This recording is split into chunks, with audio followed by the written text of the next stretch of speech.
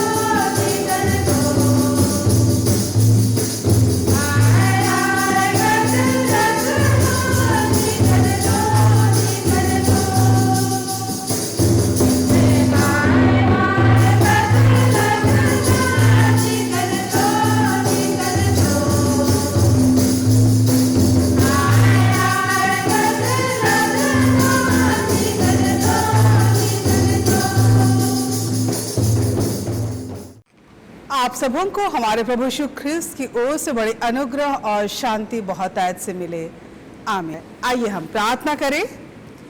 हे पिता परमेश्वर प्रभु, हम धन्यवाद देते हैं कि तूने हम सबों को आज का वह दिन जहां हम प्रभु तेरी दया और अनुग्रह को, जो इस संसार में तूने अपनी बड़ी दया को प्रकट किए हैं, एक नए जन्मे हुए बालकों के और बच्चों की तरह, कि हम बहनों को प्रभु तूने अद्भुत रीति से तूने इस्तेमाल किया है ताकि तेरे वचन को इस जगत के हर एक कोने में पहुंचा सके।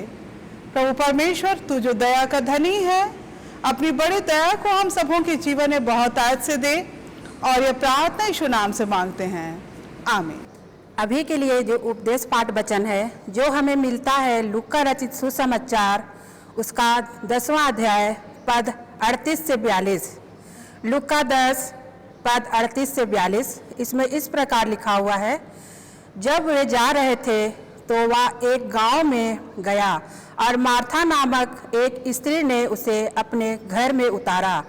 मरियम नामक उसकी एक बहन थी, वह प्रभु के चरणों में बैठकर उसका वचन सुनती थी। परंतु मार्था सेवा करते करते घबरा गई और उसके पास आकर कहने लगी, हे प्रभु, क्या तुझे कुछ भी चिंता नहीं कि मेरी बहन ने मुझे सेवा करने के लिए अकेले ही छोड़ दिया है, इसलिए उससे कह कि मेरी सहायता करे। प्रभु ने उसे उत्तर दिया, मार्था, हे मार्था, तू बहुत दिनों के लिए चिंता करती और घबराती है, परंतु एक बात आवश्यक है और उस उत्तम भाग को मरियम ने चुन लिया है जो उससे छीना ना जाएगा। यहाँ तक, आमीन।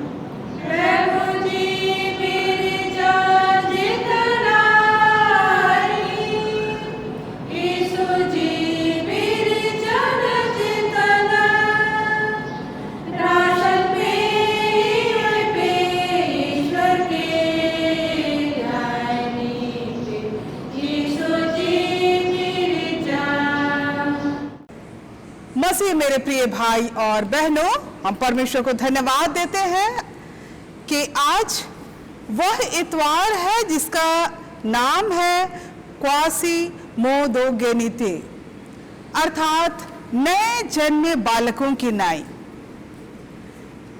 यह नया जन्म पाना यह दर्शाता है कि हमारे जीवन में प्रभु परमेश्वर वह जीवन जो हम जीते आए हैं उसमें से एक नई परिस्थिति को हमारे जीवन में डालना चाहता है। और ये नया परिस्थिति में जो आज हम पूरे विश्व की उन बहनों को याद करते हैं जो अलग अलग जवाबदेही के साथ अपने परिवार के हर एक जवाबदेही को निभाती आई हैं। समाज में उनका विशेष हाथ है और उसी प्रकार से परिवार के कामों में भी और भी परिवार के हर एक बातों में उनकी निगरानी होती है। और यह पूरे विश्व भर में यह सोचा गया कि बहनों की जवाबदेही कलीसिया में भी कम नहीं है और बहनें बहुत बढ़ चढ़कर कलीसिया में अपना साथ देती है, भले कार्यों के साथ, अच्छे विचारों के साथ, अपने प्रेम भावना के साथ, अपनी दया की भावनाओं को प्रकट करने के द्वारा से अपनी बातों को दर्शाती हैं। अपने कामों को, कलीसिया के कामों में भी बढ़ चढ़कर उनका हाथ है। लेकिन फिर भी यह सोचा गया कि जब बहनों की जो जवाबदेही जो हर एक क्षेत्र में है, जिसके कारण आज परिवार में एक सुरक्षित और सुसंगठित परिवार होकर बढ़ते हैं, जब एक परिवार में भाई और बहन, एक पति और पत्नी और माँ बाप होकर के एक मिल करके चलने का काम करते हैं। और वही परिस्थिति एक समाज में भी है, एक राजनीतिक परिस्थिति में भी है। और यह अनुभव किया गया है कि जब हर एक जगह में, जहाँ पर यदि अगर वह स्थान में केवल भाई ही रहे, कोई परिवार की यदि कल्पना किया जाए, यदि कोई केवल भाई रहे तो भी वो अधूरा कहलाएगा। और यदि उस परिवार में यदि एक बहन ही केवल रहे तो वो परिवार भी अधूरा होता है। लेकिन परमेश्वर की जो सृष्टि है कि परमेश्वर ने मनुष्य को अपनी समानता और स्वरूप में सृजा है, और यह वचन अचानक से इस 21वीं सदी या 20वीं सदी में यह रिवाइवल आ गया और हम बहनों को इस प्रकार से खड़े होना चाहिए, ये बात नहीं है। लेकिन ये परमेश्वर ने ऐसा काम किया कि बाइबल के पहले पुस्तक में ही और पहले अध्याय में ही, अर्थात उत्पत्ति 1 का 26-27 में ही उन्होंने कह दिया कि मैंने स्त्री और पुरुष को अपनी समानता और स्वरूप में सृजा है। और जब बहनों को भी परमेश्वर ने अपनी समानता और स्वरूप में सृजा है, तो आज यह परमेश्वर की ओर से स्वतः ही हम भाई और बहनों के लिए एक समानता की बातों को प्रकट करता है।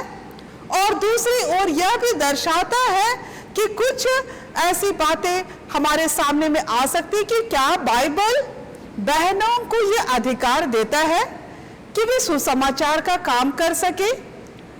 लेकिन हम पौलुस के भी वचन में एक जगह पौलुस के द्वारा लिखे गए पत्र के आधार पर भी पाते हैं, जहां वो कहता है कि ख्रिस्त में न नर है, न नारी, न स्त्री, न पुरुष, अर्थात परमेश्वर की दृष्टि में सब समान है। और आज के इस बदलती और विपरीत परिस्थिति में भी यह माना जाता है कि अगर कोई देश या समाज या परिवार का विकास होता है, तभी विकास होता है जब उस परिवार में दोनों मिलके एक साथ कंधे से कंधे मिलाकर चलते हैं। और यह भी सोचा गया कि जब हर एक क्षेत्र में कलीसिया में यदि अगर संख्या को देखा जाए तो हम लोग संख्या में भी हम हर एक का अपना अनुभव है। मैं समझती हूँ न केवल हमारे इस चाईबासा की बात है, लेकिन मैं समझती हूँ कि पूरी दुनिया का अगर नजरिया को हम एक नजर डाल ले तो हमें मालूम होता है कि हर एक स्थान जहाँ भी यह कलीसिया के रूप में इकट्ठे होते हैं वहाँ बहनों की संख्या अधिक पाई जाती है। और इससे यह भी पता चलता है कि बहनें सचमुच परमेश्वर के प्रति भय मानने वाले में वे अपने आप को सामने हमेशा रखने का प्रयास करती हैं। और इसीलिए ख्रिस्त मेरे प्रियो, जब हम या कलीसिया ने भी, पूरे दुनिया ने भी इस बात को माना कि यह अब समय आ गया है कि अब हमें और सुषुप्त रहने की आवश्यकता नहीं है, लेकिन जागने और खड़े होने और एक दूसरे की सहायता करने और उस अधिकार को जो किसी मनुष्य से बढ़कर परमेश्वर की ओर से मिलता है, उस अधिकार के लिए हम खड़े होने पाए। और यह तो मानो जैसा कि हम सबों को मिलता है, वह वर्ल्ड काउंसिल ऑफ चर्चेस की माध्यम से एक आयोजन किया गया पूरे विश्व भर में। वह वर्ष था 1988 से 1998, जहां एक महिला दशक के रूप में 10 वर्ष को मनाने का प्रयास किया गया। और इसमें यह प्रयास किया गया कि पूरे इस दशक में विश्व की मसीही मंडली एक एकता का आंदोलन में एक बढ़ती हुई जागृति और जिम्मेदारी को सामने लेकर, उसे सामने आकर उस कार्य को, जो जिम्मेदारी है कि बहनें दिखाई दे। अब तक तो बहनें वेदी को छोड़ करके विभिन्न स्थानों में उसकी भूमिका दिखाई दी, लेकिन यह अनुभव किया गया कि क्यों नहीं वचन और बातों में, परमेश्वर के वचन और की बातों में भी बहनें एक समान भागीदारी के साथ खड़े होने पाए। और मैं समझती हूं कि संभवतः यही प्रयास रहा जिसके कारण यह दशक में हो सकता है उतनी सफलता ना भी मिली होगी, लेकिन समय के अंतराल में यह बढ़ता चला गया और यह दशक तो खत्म हुआ। लेकिन हमारी कलीसिया में उस समय तक अगर माना जाए तो थियोलॉजी, आध्यात्मिक शिक्षा पाई हुई बहनें तो थी, लेकिन अभिषेक पाकर कलीसिया में वेदी की अगुवाई में वे सहभागिता के लिए वह स्थान नहीं मिल पाया था।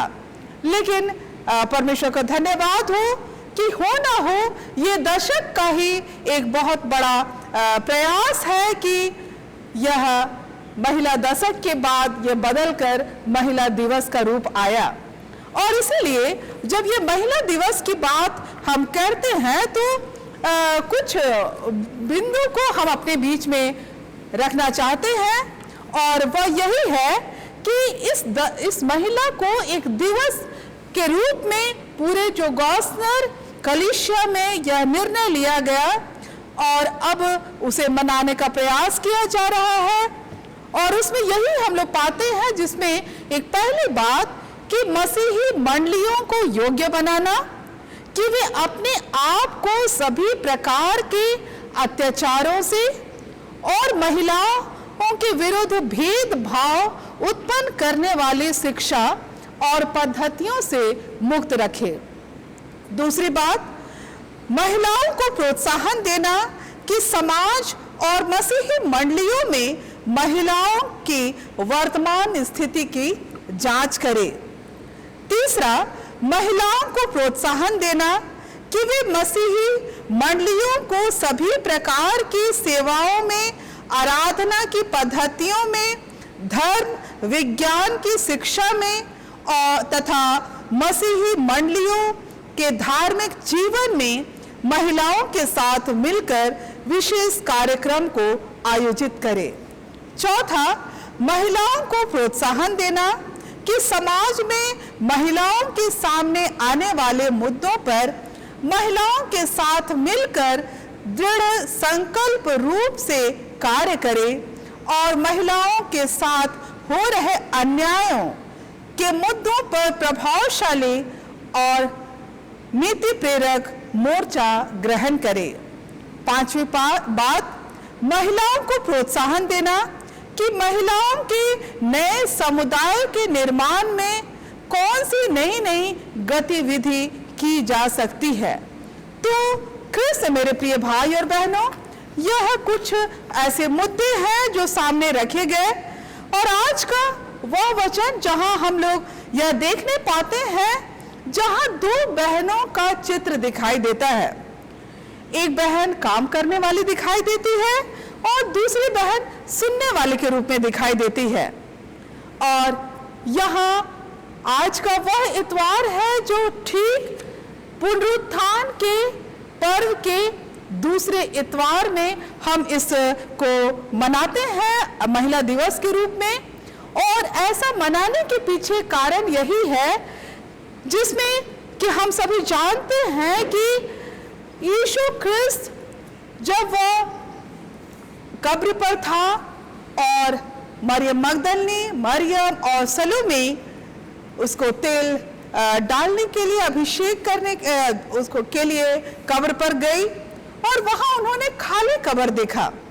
जरूर वे पहले तो चिंतित थी, डरी हुई थी, कपकपी घेरा हुआ था कि क्या होगा।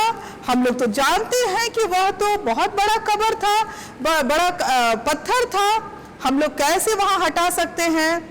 यह मानो उस चिन्ह को चिन्हित करता है कि कहीं न कहीं हम बहनों के जीवन में, हालांकि परमेश्वर ने तो हमें उत्पत्ति में ही वो सारी अधिकार और समानता की बातों को दिया है, लेकिन फिर भी यह जो समाज है या कुरीति है या एक दूसरे को नीचे करने की बातें हैं, वह यह किसी परमेश्वर के द्वारा से नहीं, लेकिन हो सकता है कहीं ना कहीं हम एक अहम भावना जो हम मनुष्यों के जीवन में पाई जाती है और हम एक दूसरे को नीचे दिखाने का काम किए हैं।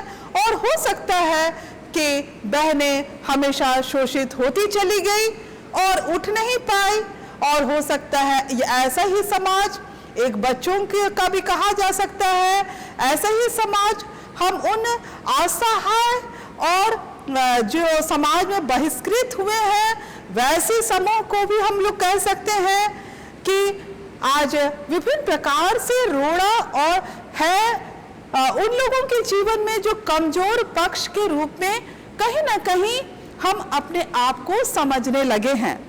और यह वह रोड़ा को दिखाता है मानो यीशु के निकट उस कब्र में ढका हुआ उस पत्थर के समान, लेकिन उसको यह मनुष्य से तो नहीं हो सकता, लेकिन परमेश्वर से हो सकता है। और परमेश्वर ही ने उस परमेश्वर पुत्र के माध्यम से उस बड़े पत्थर को हमारे बीच से हटा दिया है।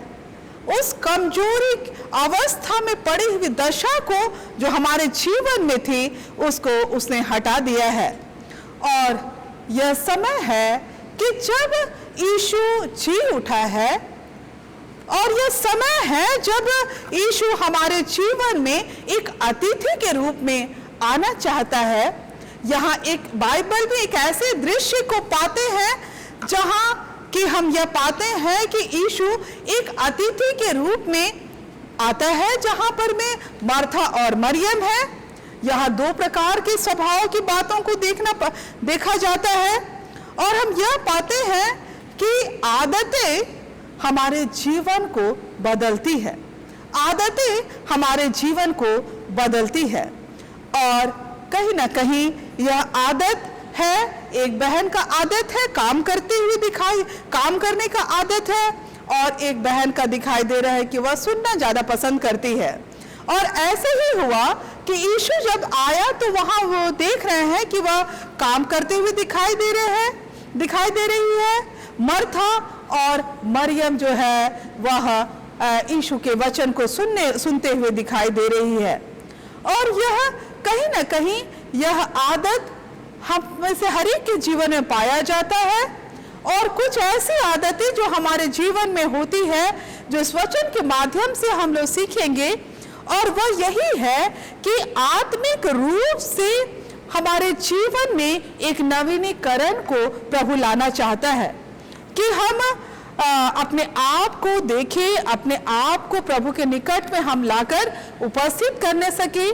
और यहाँ पर हम लोग यह भी पाते हैं इस वचन के माध्यम से बहुत ही स्पष्ट तरीके से परमेश्वर के उस वचन को हम लोग देखने पाते हैं जहां पर मर्था सेवा करते करते घबरा गई और उसके पास आकर कहने लगी, अर्थात यीशु के पास, हे प्रभु, क्या तुझे कुछ भी चिंता नहीं कि मेरी बहन ने मुझे सेवा करने के लिए अकेले ही छोड़ दिया है? इसलिए उससे कह कि मेरी सहायता करे। यहाँ एक और स्वभाव दिखाई देता है। यहाँ यह दिखाई देता है कि मर्था चिंता कर रही है, और दूसरा एक स्वभाव दिखाई दे रहा है कि अभी भी मरियम जो अपने आप को वचन को सुनते हुए प्रार्थना करते हुए दिखाई दे रही है। हम कुछ ऐसे कामों को करते हैं जिसका कुछ अच्छा फल दिखाई देता है और कुछ ऐसा फल दिखाई देता है जो हमारे प्रतिदिन की आवश्यकता के लिए है। और जब हम इस वचन के थोड़ा सा पहले अध्यायों को या वचन में हम लोग देखने पाएंगे तो हम लोग को मालूम होता है, तो हमें पता चलता है, जहां यीशु लोगों को तैयार कर रहा है कि जैसा हमें मिलता है कि बहनों की जो जवाबदेही है और अपने पड़ोसियों के प्रति जो जवाबदेही है, उसमें हमारा जवाबदेही क्या है। वहां जवाबदेही में यह दिखाई देता है कि अवसर को बहुमूल्य जानो क्योंकि दिन बुरे हों। अवसर को बहुमूल्य जानो क्योंकि दिन बुरे हैं।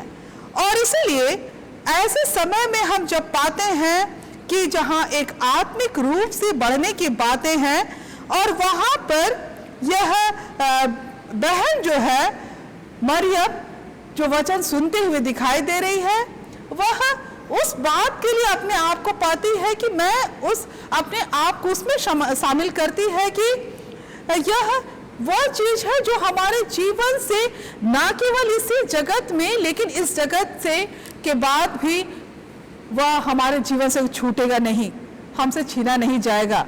लेकिन दूसरी ओर एक अच्छा स्वभाव जरूर मर्था का में दिखाई देता है, और वह दिखाई देता है कि वह उसको उस बात का भी ध्यान देती है कि जो हमारे प्रतिदिन के जीवन के लिए आवश्यकता है। और प्रभु चाहता है कि ये दोनों ही आवश्यकताएं जरूर हमारे जीवन में है, लेकिन आज प्राथमिकता हम किन बातों को हम देते हैं। और जब हम अच्छी बातों के साथ आगे आते हैं, अच्छे कामों के साथ आगे बढ़ते हैं, तो प्रभु चाहता है कि हम चिंता से ऊपर उठकर हम प्रार्थना में अपने समय को गुजारें। चिंता से उठकर हम प्रार्थना के लिए अपने आप को खड़ा करें। यहाँ पर मर्था जो बड़बड़ाती हुई दिखाई देती है, एक बड़बड़ाती हुई दिखाई देती है, और लेकिन दूसरा एक बहनों में जो स्वभाव दिखाई देता है वह बहुत ही अच्छा स्वभाव जिसको हम लोग को मिलता है नीति वचन 31 उसका 27 में। वह अपने घराने के चाल चलन को ध्यान से देखती है और अपनी रोटी बिना परिश्रम नहीं खाती। यह तो क्वालिटी है एक बहनों के जीवन में कि वह बिना मेहनत किए वह रोटी खाती तक नहीं है, चाहे उसके लिए वो कितना भी प्रयास करे, जरूर उसे भी भूख लगती है, उसे भी वह भी उतना ही थकती है जैसा कि परिवार के और लोग थकते हैं। लेकिन यह साफ दिखाई देता है कि वह पूरे घराने को के चाल चलन को ध्यान से देखती है और बिना परिश्रम का वह रोटी भी नहीं खाती। और ऐसा ही स्वभाव हम मर्था के जीवन में देखने पाते हैं कि वह एक अच्छे स्वभाव में बढ़ रही थी, अच्छे स्वभाव में बढ़ रही थी, लेकिन जो तकलीफ आया वह वहां पर तकलीफ आया कि वह जो चिंता कर रही थी वह चिंता बड़बड़ाने की तरफ बढ़ने लगा। और जब हम चिंता को बड़बड़ाने की तरफ ले जाते हैं तो मानो क्या होता है, तब होता है कि हमारे जीवन में जो खुशी मनाने का बात होता है कि हम जो मेहनत कर रहे हैं उस रोटी को, उस परिश्रम को आनंद के साथ हम खा सकते हैं, वहां ये ना हो करके उस रोटी को हम दुखद रूप से हम उसको ग्रहण करने लगते हैं क्योंकि हम बड़बड़ाने लगते हैं। और प्रभु चाहता है कि मार्था इन बातों से ऊपर उठकर अपने आप को तैयार करे। मार्था इन बड़बड़ाने वाला एक चिंता से भरा हुआ स्वभाव से ऊपर उठे और प्रभु को महिमा देने के लिए अपने आप को तैयार करे। जब आज के पहले पाठ वचन में हम देखने पाते हैं, वहां दोरकास नाम की एक बहन थी जो भले भले काम करती थी और यह भी दिखाई देता है कि उसका काम करना बहुत अच्छा था और परमेश्वर के नाम से उसके अपने कामों को वह करती थी। और ऐसे समय में जब वह परमेश्वर की महिमा के लिए कार्य करती थी तो उसका प्रभाव सब तरफ दिखाई देने लगा और उससे यह पता चलता है कि वह परमेश्वर को भाने वाला काम करती थी। भले अर्थात मार्था के जीवन में भी जो काम दिखाई देता है, जिसमें कहा जाता है कि हम उन कामों को जब करते हैं, प्रभु चाहता है कि उसमें हम आनंद के साथ काम करें ताकि शैतान हमारी खुशी को ना छीने, ताकि शैतान हमारी खुशी को ना छीने। यहाँ एक आज की जो विशेष आवश्यकता है और एक विशेष बात जो हमारे जीवन के लिए आवश्यकता है, वह यूहन्ना 9:25 में पाते हैं, जहां हम पाते हैं कि व्यवस्था विवरण, और अब से हे इस्राएल तेरा परमेश्वर यहोवा तुझसे इसके सिवाय और क्या चाहता है कि तू अपने परमेश्वर यहोवा का भय माने और उसके सारे मार्गों पर चले, उससे प्रेम रखे और अपने पूरे मन से, अपने सारे प्राण से उसकी सेवा करे। अर्थात प्रभु चाहता है हम काम तो करें लेकिन पूरे मन से हम प्रभु के निकट में अपने आप को प्रभु के निकट लाने पाए, क्योंकि प्रभु हमारे जीवन में और क्या चाहता है। और यदि मत्ती 19:7 के अनुसार यदि तू जीवन में प्रवेश करना चाहता है तो आज्ञाओं को माना कर, आज्ञाओं को माना कर। ख्रिस्त मेरे प्रिय भाई और बहनों, आज प्रभु चाहता है कि हमारे जीवन में जो एक बात अवश्य है और वह यही है कि मार्था जो चिंता करते अपनी खुशी को खो चुकी थी, घबराते हुए अपने खुशी को खो चुकी थी, बड़बड़ाते हुए अपने खुशी को खो चुकी थी, लेकिन यहाँ यीशु यह कहता है कि हे मार्था तू सचमुच बहुत बातों की चिंता तू करती है और घबराती है, परंतु एक बात अवश्य है और उस उत्तम भाग को मरियम ने चुन लिया जो उससे छीना ना जाएगा।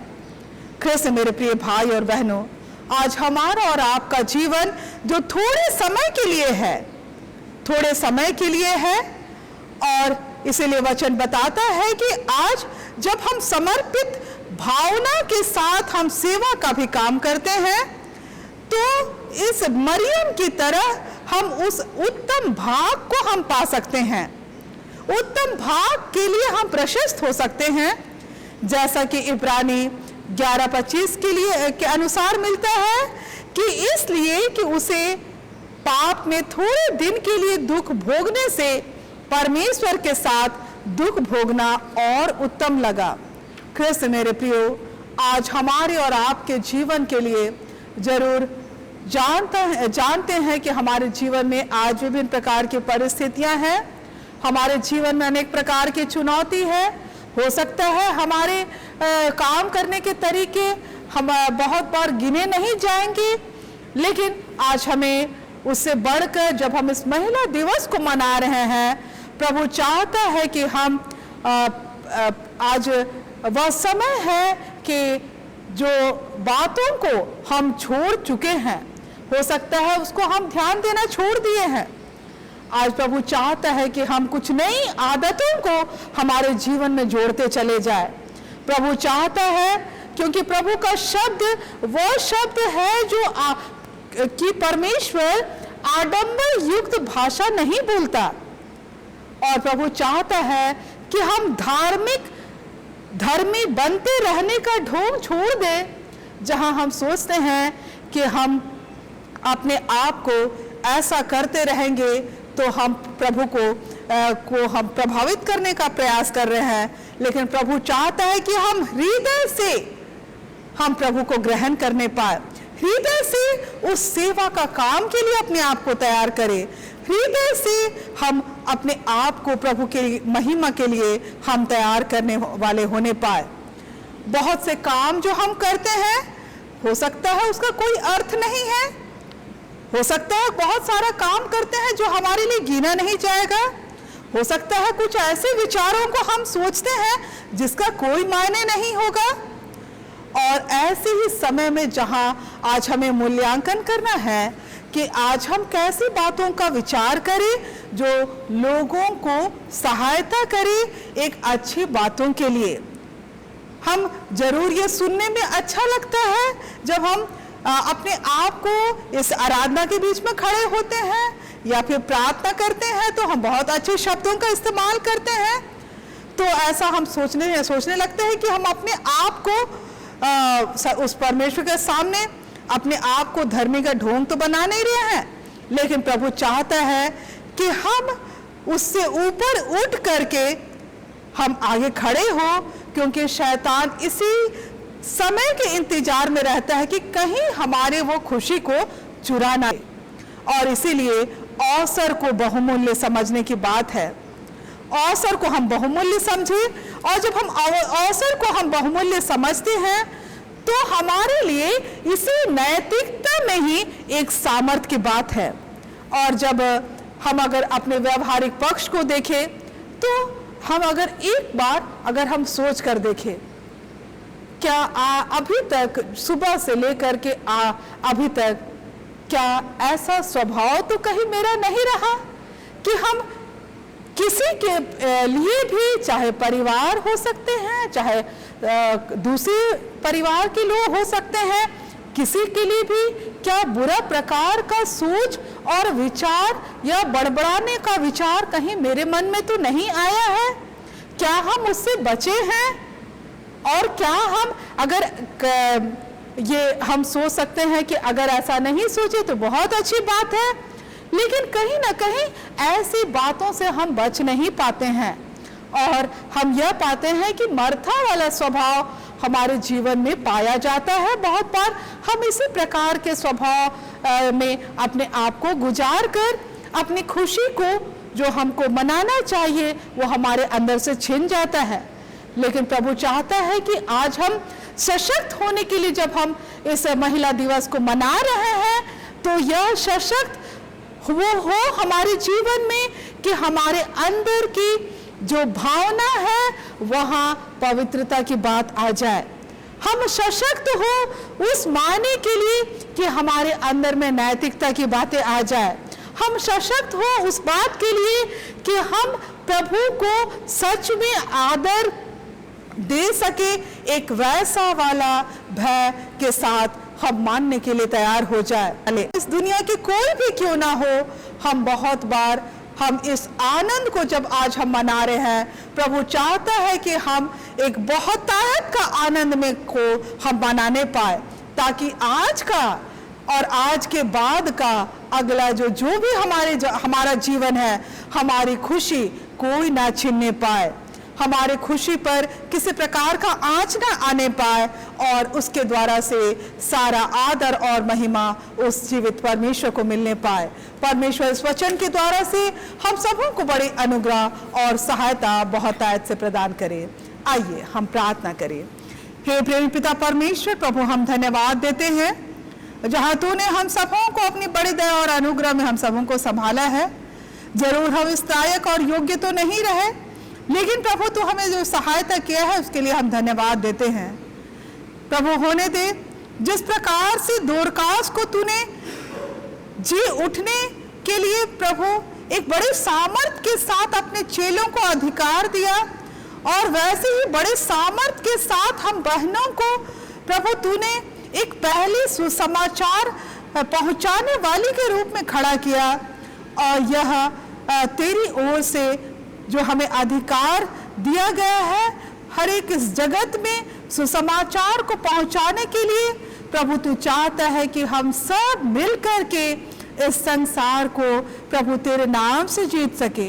इसके लिए प्रभु तू हम सबों को सहायता कर, हर एक प्रकार की निर्बलता को दूर कर, और यह प्रार्थना यीशु नाम से मांगते हैं, आमीन। और ईश्वर के शांति जो समस्त ज्ञान से ऊर्ध्व है, ख्रिस्त यीशु में आप सबों के हृदय की रक्षा करे, अब से लेकर सदा तक, आमीन।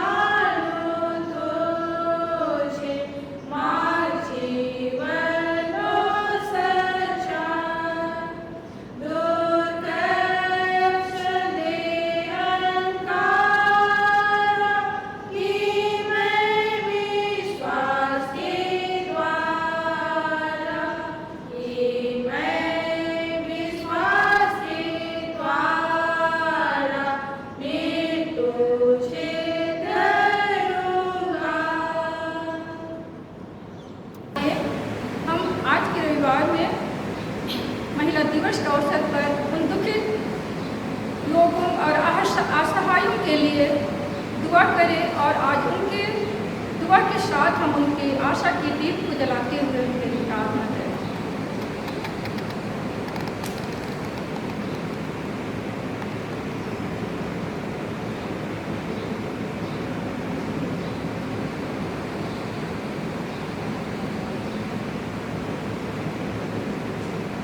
आइए हम दुआ से पहले एक वचन को पढ़ेंगे जो हमें मिलता है यूहन्ना 3:16, क्योंकि क्योंकि परमेश्वर ने जगत से ऐसा प्रेम किया है कि उसने अपना इकलौता पुत्र दे दिया, ताकि जो कोई उस पर विश्वास करे वह नाश ना हो परंतु अनंत जीवन पाए। प्रभु को धन्यवाद हो कि आज उसने हम सभी को इस महिला दिवस के शुभ अवसर पर एक जगह उपस्थित होने का मौका देने के लिए प्रभु हम सबों को अगुवाई किया है। हम पवित्र आत्मा से आशा करते हैं कि वह हमें सामर्थ्य दे और हम सबों को जो आज के इस दुखित और असहाय लोग जो कि हमारे पूरे देश में, जबकि आज हम सभी जानते हैं कि कोरोना वायरस के द्वारा सभी संक्रमित हैं, भयभीत हैं, प्रभु उन स्थानों में, उन जगहों में, उन कलिसियाओं में, उस देश और राज्य और समाज में प्रभु जहाँ पर लोग इस संक्रमित रोग से, महामारी से प्रभु भयभीत होकर बहुत डरे हुए हैं, प्रभु हम उनके लिए दुआ मांगते हैं। प्रभु उन असहाय लोगों के लिए जो दुखित हैं, क्लेशित हैं और दुख में पड़े हैं, प्रभु हम उनके लिए आपसे चंगाई की मांग को करते हैं।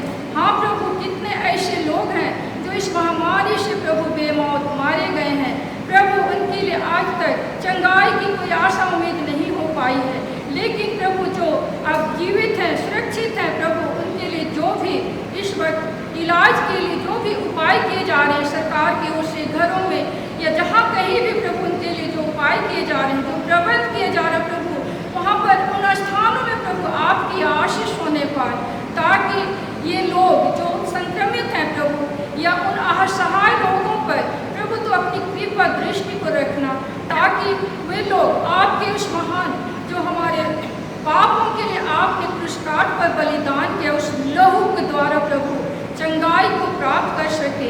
हाँ पिता, तो हर एक असंभव कार्य को संभव में बदलने वाला है पिता।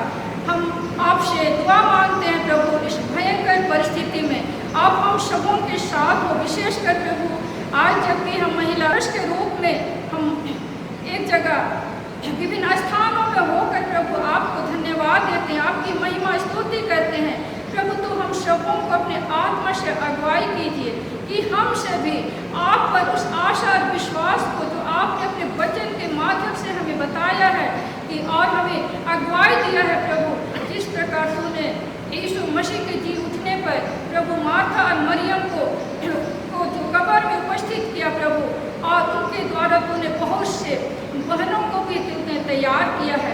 हाँ प्रभु, कितनी ऐसी हमारी बहनें हैं जो इस समय दुखित हैं, क्लेशित हैं, असहाय हैं प्रभु। हम उन बहनों के लिए भी आपसे दुआ मांगते हैं पिता, आप उनको अपनी सामर्थ से अगुवाई कीजिए, उनकी सहायता कीजिए प्रभु। और कितने ही ऐसे बहनें हैं जो कि इस समय आपकी सेवा के लिए प्रभु उपस्थित होती हैं, अपने घरों को, अपने परिवार को, अपने बच्चों को छोड़कर प्रभु, उन्हें भी तो सामर्थ को देना, और जहाँ कहीं भी वो सेवा के कार्य को करती है प्रभु, वहाँ पर आप आत्मिक रूप से प्रभु वहाँ पर चंगाई को देना, ताकि लोग चंगे होकर प्रभु आपको धन्यवाद देने पाए। हे पिता, हम सारा आदर महिमा प्रशंसा आपको देते हैं, और इस समय जो पूरा विश्व, पूरा देश भयभीत है प्रभु, उन सबों को तू अपनी शांति को देना, ताकि हम सभी प्रभु आपको जय जयकार करते हुए इस दुख और असहाय को, जो कि आपने हमारे लिए इतने महान कठिन दुख को सहा, हम भी इस समय इस दुख को, इस असहाय दुख को सहने पाए और आपकी महिमा करने पाए। हाँ पिता, हमने जिन बातों को नहीं मांग पाया है प्रभु, आप उन सारी आवश्यकताओं को आप जानते हैं। समय की पूर्णता में प्रभु तो अपनी योजना के तहत हमें से प्रत्येक बहनों को जो जहाँ कहीं भी है प्रभु, आप अपनी महिमा के लिए इस्तेमाल में लाइए, और हमारी इस प्रार्थना को हमारे उद्धारकर्ता प्रभु यीशु मसीह के नाम से मांग लेते हैं। सुनिए और दया से ग्रहण कीजिए, आमीन। आइए हम आज महिला दिवस के अवसर पर सच्चे न्याय के लिए प्रार्थना करें, और सच्चे न्याय के लिए हम एक दीप प्रज्वलित करते हैं।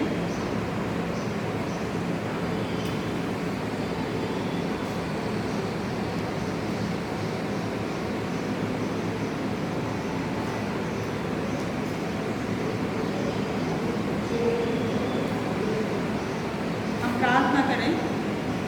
हे जीत महान अनुग्रहकारी पिता परमेश्वर, हम हृदय से धन्यवाद करते प्रभु कि तूने महिलाओं को पिता परमेश्वर इस महिला दिवस के अवसर पर आज पिता परमेश्वर इंटरनेट के माध्यम से पिता परमेश्वर तो हम सबों को जागृत किया है कि पिता परमेश्वर हम आपके नज़दीक और अधिक आए।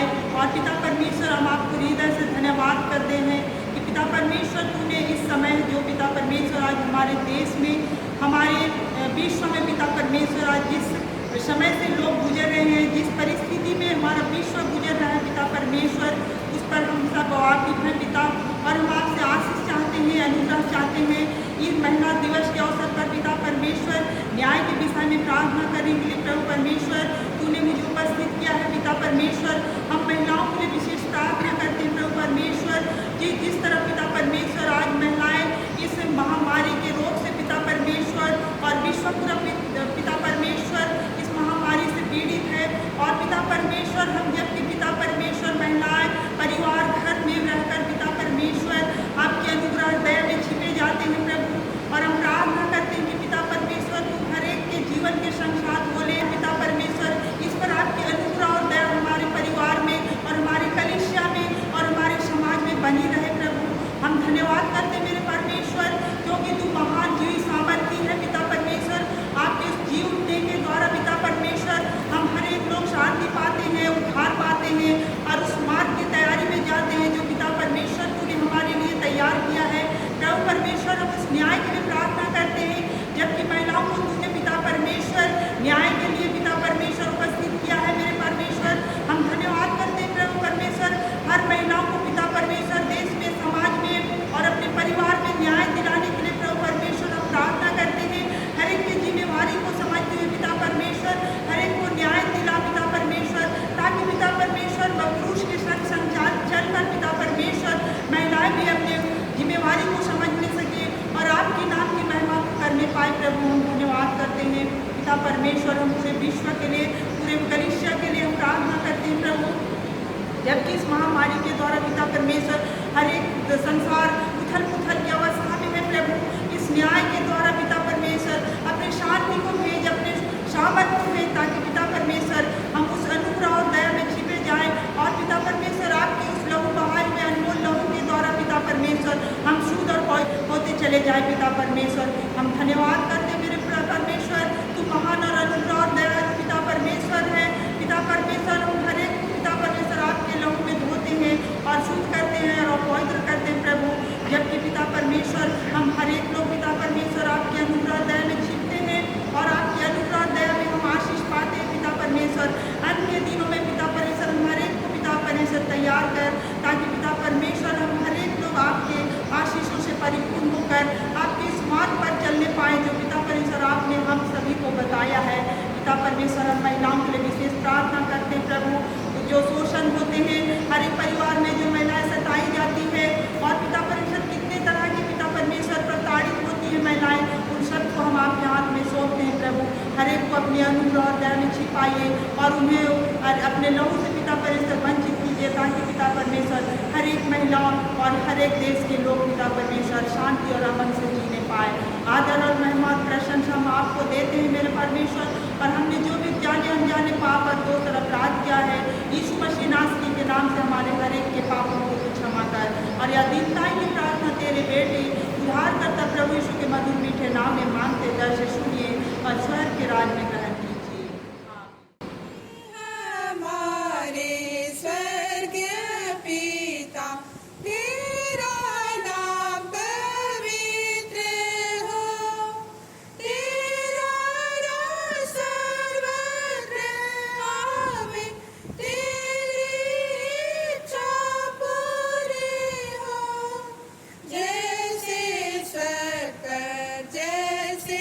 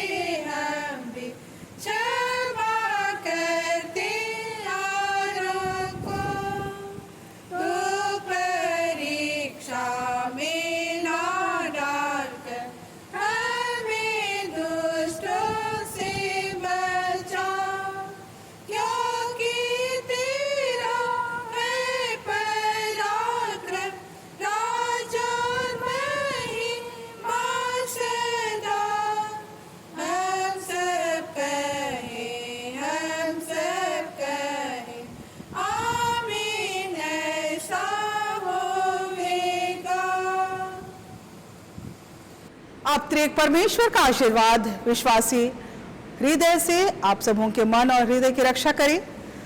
परमेश्वर तुझे आशीष दे और तेरी रक्षा करे। परमेश्वर अपना मुंह तुझे प्रकाश करे, तुझ पर अनुग्रह करे। परमेश्वर अपना मुंह तुझे प्रकाश करे और तुझे कुशल देवे। आमीन। आमीन। आमीन। आमीन।